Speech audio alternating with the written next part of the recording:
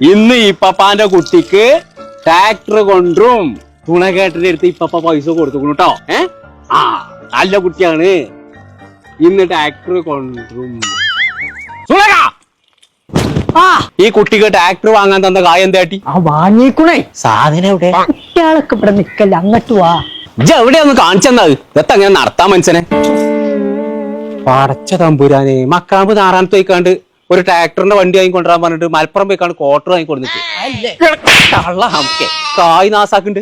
ഇവിടെ നിക്കട്ടോ, എനിക്ക് അന്ന് കാണിച്ചു തരാം. അച്ചാർ കൊടുത്തോണ്ടി വരുമ്പോ കൊമ്പങ്കാട് തറവാട്ടില് ഇങ്ങനത്തെ ഒരു പണിക്കാരൻ വേണ്ട. അന്ന് എന്റെ അവസാനം.